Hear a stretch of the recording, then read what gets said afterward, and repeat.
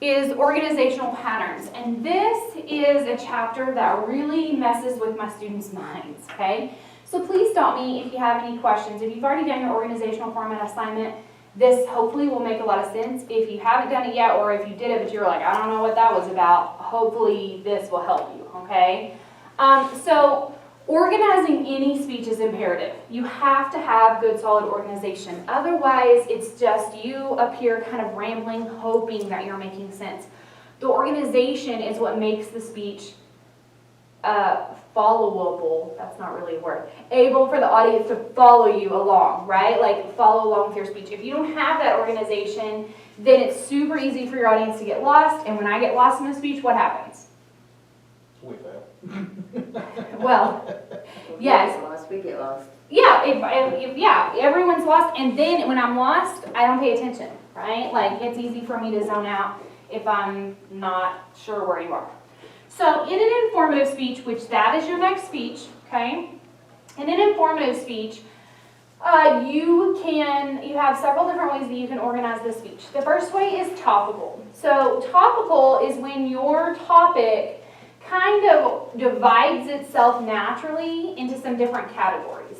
So maybe you talk about the most interesting parts of the topic, or the most important parts, or the most relevant parts, or even the main aspects of something. Whatever your informative speech is about. So your informative speech can be about anything that you want it to be about, okay? You can talk about anything you want. If you talk about something like an event, you can tell me, the three most important parts of the event, or if you tell me about a person, you might tell me about their three, biggest, hits, or if they're an artist, or their three biggest movies, if they're a movie star, something like that.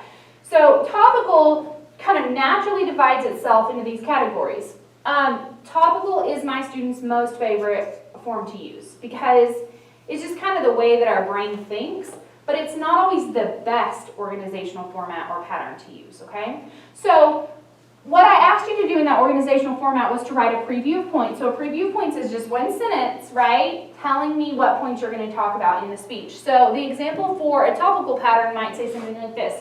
Today we'll discuss communicating for a good first impression, professionalism in the workplace, and tips for proper business writing. So if that was my preview of points, what are my 3 points going to be in the speech? Communicating for a good first impression, professionalism in the workplace, tips for proper business writing. You know exactly where I'm going to go in the speech, right? Kind of the 3 key points on an essay. Absolutely. It's your 3 key points. And you can have 2, 3, 4, 5, right? On this speech, you can have anywhere from 2 to 5 main points, so that's up to you. Okay, another organizational format you can use in an informative speech is cause and effect. So in cause and effect, you're describing a topic that results in a specific outcome. Okay, so here's the cause, here are the effects. The speaker reveals information about an event that's happened and then maybe what occurred because of that event, okay? So in a cause and effect speech, it's easy to only have 2 main points, cause and effect, okay? Your preview points might sound something like this. Today we'll discuss the brand company's corporate restructuring and their decline in employee satisfaction ratings. Okay, so the cause is the brand company's corporate restructuring. The effect would be decline in employee satisfaction ratings. Okay, so anytime you're talking about this is what happened and then this occurred because of it, that's going to be cause and effect. Okay. The third way that you can organize your information in an informative speech is chronological. So in the Who Am I speech, if you talked about your past, your present, and your future, you have already done chronological organization. Chronological is just organized by time, okay? So any kind of how-to speech, any kind of demonstration speech, when you're showing me how to do something, you're going to have to show me in the right order, right? Because if you don't show me how to bake cupcakes in the right order, we're not going to have cupcakes, right? So an example of that preview point might be something like this. Today we'll discuss brand company's initial spring survey on employee satisfaction, the development conference held this summer, and the communication training to be held this fall. Right? So here's what we would do in the spring, here's what we would do in the summer, here's what we would do in the fall. Now, all of our examples of preview points are business, like for a business class, because we also use this information for business and professional speaking. But it works for any speech, right? If I'm going to give a speech on how to bake Lily's famous chocolate chip cookies, okay, that's my mother-in-law, she makes the best chocolate chip cookies, then I might say, you know, the first thing we're going to talk about is ingredients that we need, how to mix those ingredients together, and finally how to bake the cookies, right? I'm going to go in order of time. So that's chronological. So anytime you give an informative speech, you can choose between these different organizational formats. The last one is spatial, and spatial is the one that really trips up my students the most, and I get it, okay? Spatial presents information based on location. So it's very similar to topical, but everything is based in location, a location in space, okay? And when I say space, I don't mean like the atmosphere, I mean like in the world, the space of the world. So whenever you're talking about where things are related to one another in space, that would be spatial. So an example might be if I was giving a speech on how to groom a poodle, okay? And I say you're going to groom its face, then you're going to groom its body, then you're going to groom its behind, right? Well, what makes that spatial and not chronological? You moving from piece to piece. Okay, because I'm moving to different places on the body. And if I groom the body before I groom the face, does it mess it up? Possible. I don't really know. I've never actually groomed a poodle. I'm assuming it doesn't, right? Like, and I'm assuming it's going to be the same whether I groom the face first or the body first. I'm just grooming different parts of the dog. But if I mix the ingredients before I gather the ingredients, I can't do it that way. That's why that has to be chronological. So space is about location and place, okay? So example would be, today we will discuss Brand Company's new communication wing with its first floor collaboration rooms and second floor training labs. Okay, so you're looking at space. But it is spatial can be confusing because it does seem very topical, right? So if I said 3 places that you can visit in Lubbock, Texas are the Windmill Museum, the Raging Heritage Center, and the Texas Tech Museum. That could sound topical, right? Because it's 3 places in Lubbock, Texas you could visit, but it's spatial because if we're talking about Lubbock, Texas, here's 3 areas we're going to, all right? So that's the difference between spatial, chronological, and topical. So these are the only 4 organizational patterns you can use in an informative speech. Topical, chronological, spatial, and cause and effect, okay? So it doesn't change the information I'm sharing. Organizational formats don't change my outline at all. That's where my students get really confused because they're like, oh, I thought the outline was what we did every single time. Okay, now we do it this way. No, the outline stays the same. You're still going to have the same outline. But now you're just deciding, how do I divide my points, right? That's what the organizational format tells you. Am I dividing it based on the topics? Am I dividing it based on time? Am I dividing it based on location? Or am I dividing it based on here's what happened and here's the effects of that? Okay? So these are the only 4 you can use in an informative speech.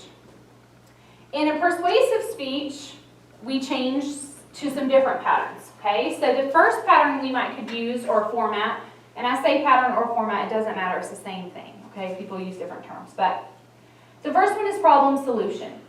So problem solution discusses the problem that is occurring, and then it tells the audience what the solution is. Okay? And in problem solution in a persuasive speech, the solution is your best solution. Why we should agree with your solution over anybody else's solution. Okay? So the persuasive part is really getting them to agree and or to take some potential action. That's where our persuasion exists there. You could also use problem-cause solution. So in problem-cause solution, you're saying, here's the problem, here's what I think caused it, and then here's the solution. Here's the way to solve the problem. So it's like problem solution, you're just taking it one step further. And sometimes telling the audience what the actual cause is can be more persuasive in persuading them what your solution is and why you should believe in the solution. Okay? Another problem solution format that I don't have up here, and I need to just change my slide, is problem solution benefit. So in this organizational format, you're telling me what the problem is, you're telling me what the solution is, and then you're also telling me what the benefit is to you if you choose to use my solution. Okay, so we're just taking that solution one step further and we're saying, hey, my solution is really good, and if you use my solution, here are the benefits. You can use, here's the thing, in a persuasive speech or in an informative speech, either one, anytime you pick your organizational format, you're picking the one that you think will best lay out the information to the audience and best get them on your side if it's a persuasive speech, okay? All of these will work with pretty much any topic that you choose, but which one will work best, okay? So say, I use this topic a lot, but say I took childhood obesity, I took that as my topic, and I'm going to try to persuade my audience that I know the best solution to childhood obesity. I might say, if I just did problem solution, then I would say, okay, the problem is childhood obesity, here's my solution. Okay, that would work.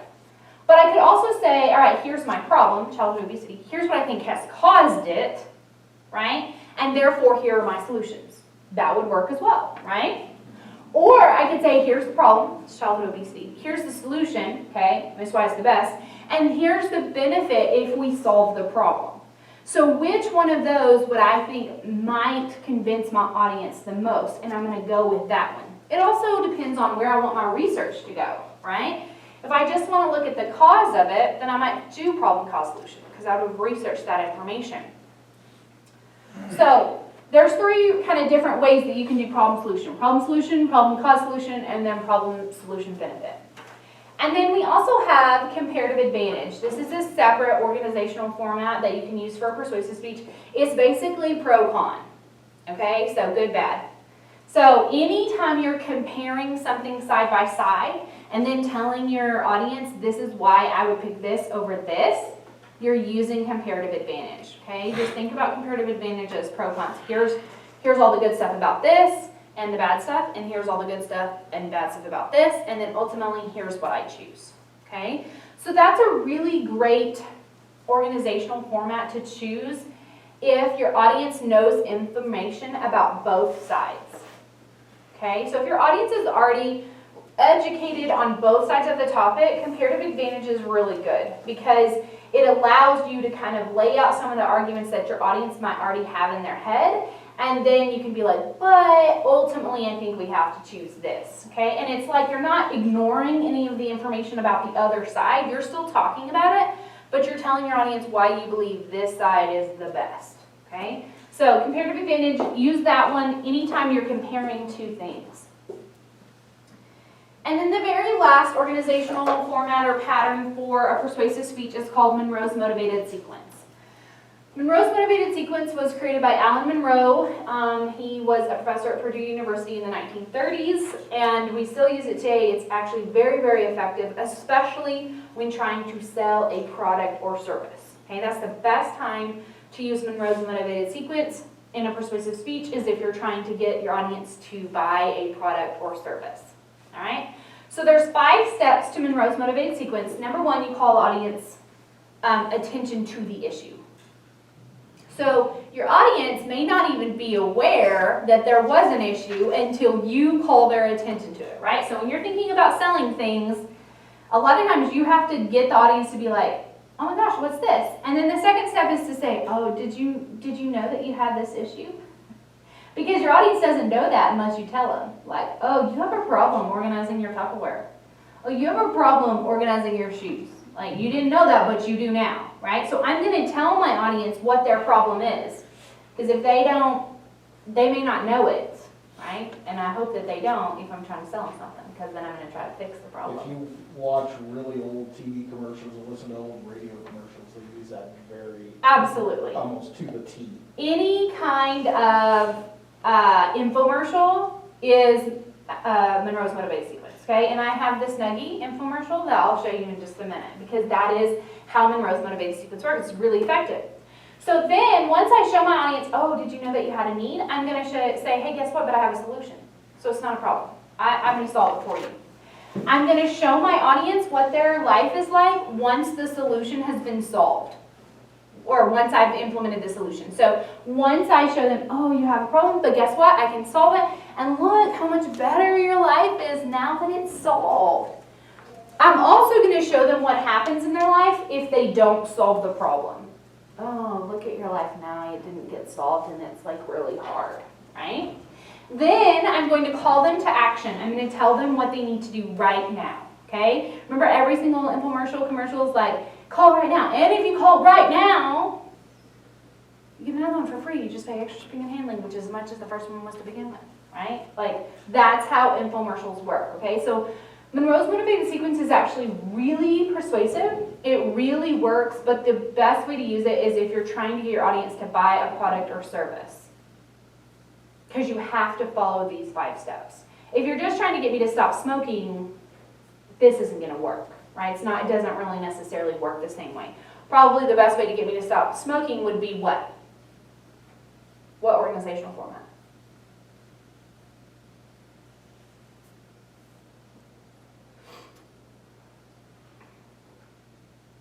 I'd go simple with problem solution, right? My problem is I smoke, here's my solution. Maybe problem solution benefit. Here's my problem, I smoke, here's my solution, I fix it, here's the benefit to my life once my problem is solved, right?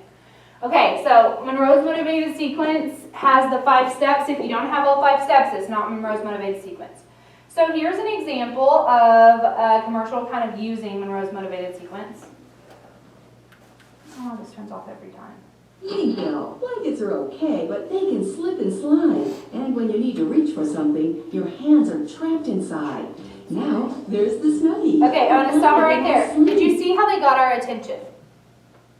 The color was like a light blue, like a sepia tone, right? Like it's not in color because it's showing us like, oh, life is hard. It's like black and white life, right? And then they went through all the problems that we had. And before that, you're like, I don't have a problem. I'll just use a blanket, right? Oh, but no. Because no, it's a problem, all right? So then, they solve the problem. It's totally warm and gives you the freedom to use your hands. So now, you can work the remote or read a book in total warmth and comfort. Use your laptop without being cold, or enjoy a snack while staying snugly warm. Snuggie is so they're letting you visualize your life once the problem's solved, right? Oversized sleeves, so you can move your arms and use your hands, and still be wrapped in warmth. Super large, one size fits all, so you can stay warm from head to toe. No more cold feet. And with Snuggie, you can get up and still stay warm. Perfect for men, women, and children too. The Ultra Soft fleece keeps you totally warm. And the sleeves keep your hands free. So you can snuggle your baby in your arms, or keep your pet close at hand. Look, your life is just so much better with the Snuggie. Look at all the ways that you can use it. Look at all these other sad people without one. Drafty dorm rooms. The Snuggie is machine washable, so you'll get years of warmth and comfort. Now you can use your remote, enjoy a snack, talk on the phone, do what you need to, and stay totally warm with the Snuggie. Similar products sell for up to $60. Our solution's the best. And if you go with someone else, you're going to pay too much money. Snuggie for only $14.95. Available in royal blue, sage green, and burgundy. As an added bonus, you'll also receive our compact press and open book light. Just press and the book light instantly opens and turns on for extra light where you need it. A $15 value free. Yes, you get the Ultra Soft Fleece Snuggie and our press and open book light. A $75 value, both for only $14.95. To order, call 1-800-819-0658. Now I told you what to do, right? Get the Call Ultra right Soft now. Ultra Warm Snuggie and the compact press and open book light for just $14.95 plus processing and handling. Call 1-800-819-0658. That's Monroe's motivated sequence. Now, they spend a lot of time on the visualization and making sure that you know that your life is better with it, but that's basically Monroe's motivated sequence.